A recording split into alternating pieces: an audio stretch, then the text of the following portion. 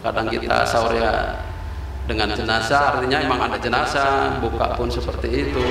Bisa juga kita dari sahur hingga berbuka ya dengan kondisi bersama jenazah bisa.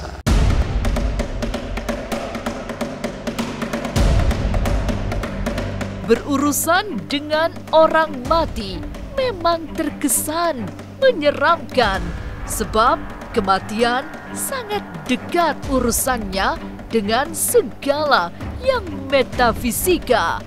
Juga selama bulan Ramadan ini, lalu apa yang terjadi pada penjaga kamar mayat rumah sakit?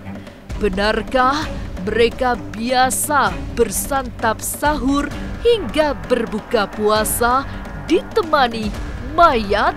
Bagaimana dengan kisah penjaga makam COVID yang bisa siang malam berada di kuburan? Pengalaman seram apa saja yang pernah mereka alami? Jangan dulu berlalu, masih akan ada banyak keganjilan terjadi di sini. Dan jangan lupa subscribe, like, share, dan komen agar tak ada yang terasa ganjil di sekitar Anda.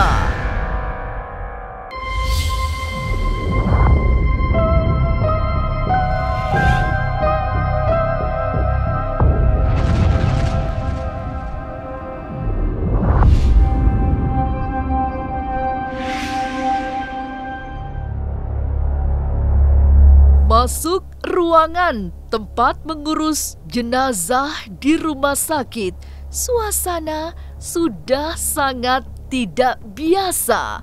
Ada hawa kematian yang sangat kuat yang terasa menekan, tapi menjadi biasa bagi petugas yang sudah bekerja bertahun-tahun, seperti Muhammad Najmuddin. Tim Ganjil Misteri masih merasa merinding saat Pak Najmuddin menunjukkan sudut-sudut ruangan kamar mayat. Halo pemirsa Ganjil Misteri, perkenalkan saya Muhammad Najmuddin, petugas kamar jenazah Rumah Sakit Islam Jakarta Cempaka Putih.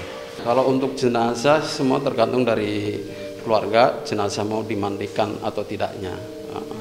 Kalau minta dimandikan ya kita mandikan, kalaupun tidak ya langsung dibawa ke rumah duka. Ketika selesai dimandikan, nanti di sini adalah tempat untuk pengkafanan jenazahnya. Nyaris setiap hari berada dan berdekatan dengan jenazah membuat Pak Najmuddin menjalani bulan puasa bersama orang meninggal, berbuka puasa atau bersantap sahur dengan begitu dijalani bersama jenazah. Kadang kita sahur ya dengan jenazah, artinya emang ada jenazah, buka pun seperti itu. Bisa juga kita dari sahur hingga berbuka ya dengan kondisi bersama jenazah bisa. Jadi ya dinikmatin aja, emang itu udah sebagai profesi. Ya kedua kita niatkan, kita sebagai seorang muslim diniatkan sebagai ibadah aja. Sudah lebih dari 5 tahun bekerja di ruang jenazah membuat Muhammad Najmuddin merasa sangat biasa menghadapi orang mati. Walaupun terkesan menyeramkan, baginya justru banyak kesukaan dijalani. Paling tidak secara spiritual menjadi sangat kuat karena selalu ingat dengan kematian. Ini yang membuatnya merasa tenang, tidak takut, dan mendapat banyak pelajaran dari orang meninggal. Ketika kita sebagai penyelenggara jenazah paling tidak jadi ibroh buat diri saya gitu kan. Ketika itu kan berarti kita diingatkan, suatu saat kita tuh kan seperti ini ya. Lalu bagaimana dengan cerita para penjaga makam COVID? Benarkah banyak mengalami peristiwa mistik? Jangan kemana-mana, tetap subscribe, like, share, dan komen agar tak ada yang terasa ganjil di sekitar Anda.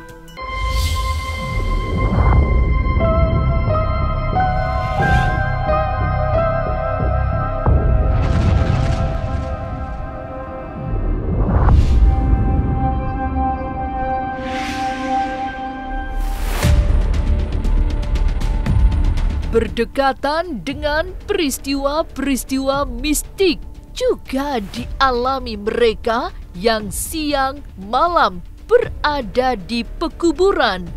Ini dialami Zainal Abidin yang sudah puluhan tahun akrab dengan Taman Pemakaman Umum. Sudah 3 tahun ini ia menjadi salah satu penjaga makam. Berurusan dengan cerita misteri bagi Zainal sudah biasa, meski kadang takut juga.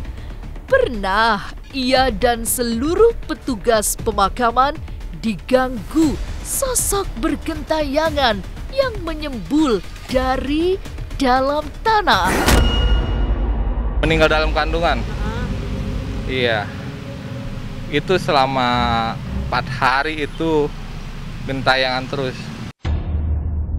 Pokoknya ya gentayangan gimana ya, ketawa aja, suara ketawa dan suara anak kecil gitu. Bentuknya kayak gimana Pak Wujud?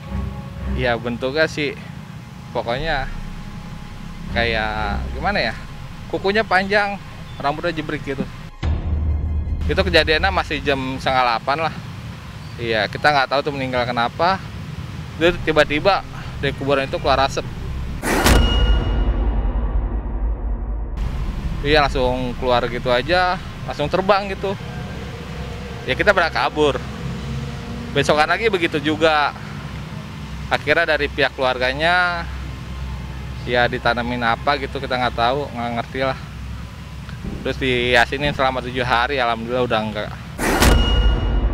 Cerita lain, suatu malam saat sedang berpatroli keliling kuburan, tiba-tiba motornya mogok.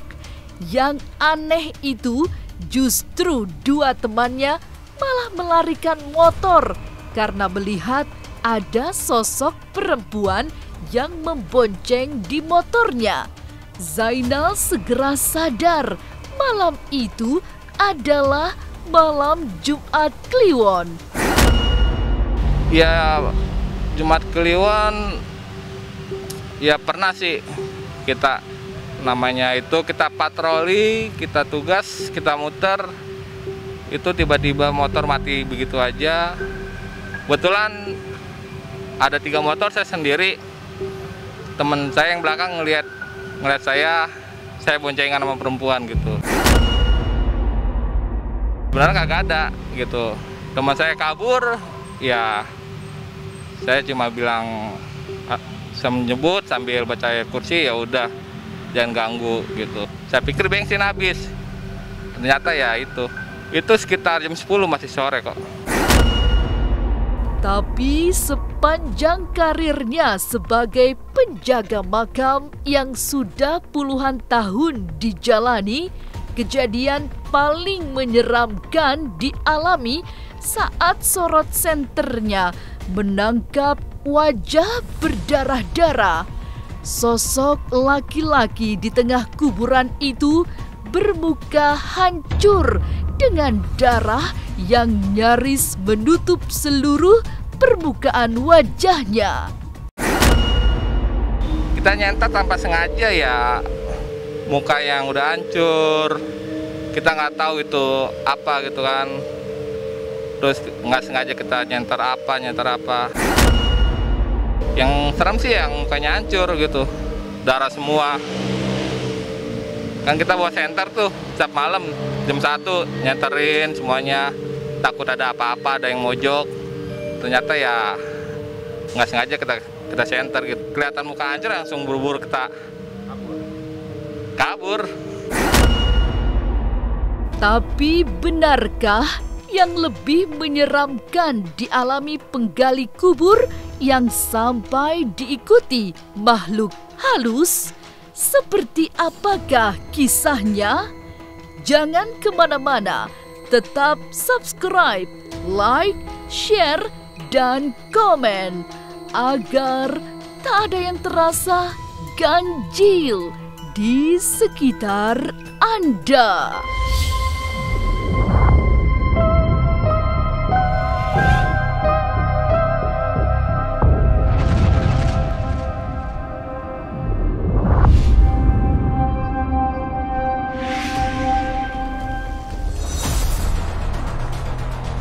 Sebagai penjaga pemakaman, selalu ada cerita menyeramkan dialami Zainal Abidin. Tapi ia betah menjalani profesi ini.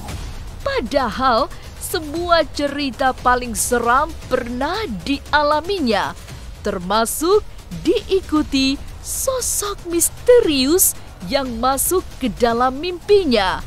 Selama berhari-hari, Zainal mengalami mimpi yang sama. Yang paling parahnya itu jenis kayak ngikutin, benar-benar ngikutin banget itu. Ke bawah mimpi, sampai besok ke bawah mimpi lagi. Kayak minta bantuan gitu. Ya jenis perempuan, kita nggak tahu tuh perempuan dari mana gitu kan, masih muda cakep pokoknya. Ya ada minta tolong gitu kan, minta cariin cowok gitu kan. Ini perempuan bener atau gimana? Ya perempuan. Manusia? bukan manusia. Tapi dalam mimpi itu kayak minta tolong aja gitu kan, tolongin gini-gini. Iya, tolong disuruh tanggung jawab. Ternyata dia udah meninggal bunuh diri gitu. Suruh sampai kita itu sampai bingung. Akhirnya saya rehat nanya guru ngaji gini-gini, ya alhamdulillah. Ya saya nggak mau ikut campur masalah itu karena kita nggak tahu. Pengalaman diikuti makhluk halus yang berasal dari pemakaman juga dialami Pak Usman yang sudah 30 tahun menjadi penggali kubur. Peristiwanya dimulai saat ia harus menebang pohon sawo di dalam pemakaman. Entah karena apa, pulangnya seluruh tubuh terasa luruh alias lelah yang sangat parah. Nebangin pohon. Nah, Ya, gimana tuh ceritanya? ya lagi dopingan tuh. Kan di sini kan ada tugas nih dari kepala TPU. Suruh nebangin pohon. Ada sih di pohon sawo tuh. Saya sampai 3 hari Mbak, kerja juga sakit badan, pada sakit. Saya penasaran, saya sampai ini nanyain orang pinter. Ini badan saya pada sakit banget, kenapa sih? Pak, kata saya gitu sama orang pinter. Ini nama dia, di badan saya. Oh, ada yang ngikutin gitu. Kamu nggak numpang-numpang ya. Nah. Kalau malam lewat ada ini gitu, kayak orang nangis gitu Mbak. Kayak orang nangis. Ya kalau mau disamperin nggak ada gitu. Makhluk halus mah pernah saya satu lagi nyiram malam tuh. Cuman saya lagi nyiram tuh ya malam. Kayak orang ngikutin tuh. Tuh dia ada pinggir samping kompa itu. Oh yang belakang Pak. Nah kan saya ini biasa aja jalan gitu tuh.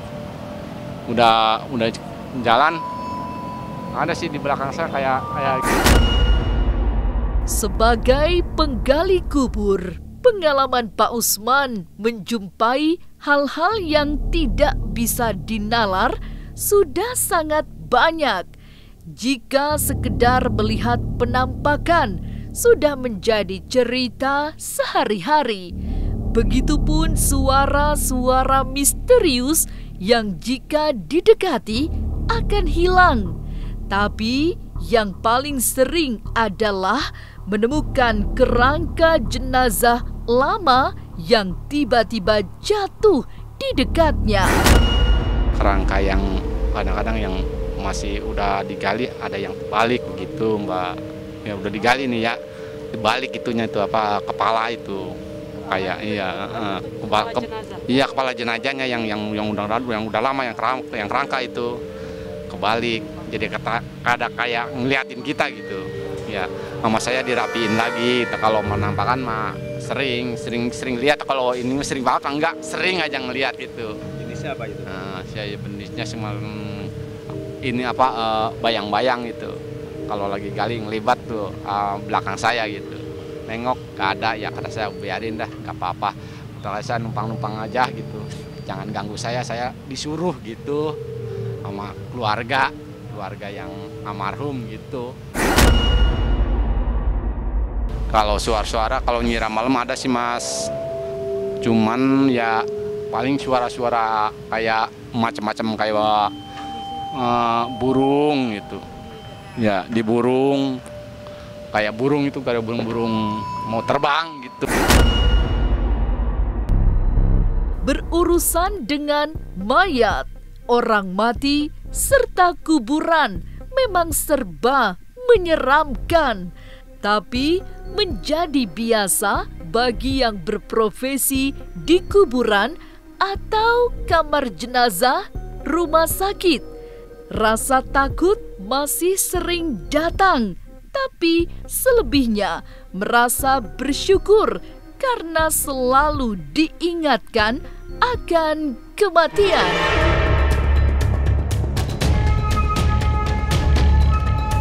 Inilah ganjil yang akan menguak berbagai misteri di alam nyata dan tak kasat mata. Selamat menjalankan ibadah puasa. Semoga bulan suci ini segala yang dilakukan menjadi amal kebaikan dan ladang pahala. Sampai jumpa pada episode selanjutnya dengan kisah-kisah ganjil setiap hari Senin, Kamis, dan Jumat pukul 5 sore. Tapi sebelumnya, jangan lupa subscribe, like, share, dan komen agar tak ada yang terasa ganjil di sekitar Anda.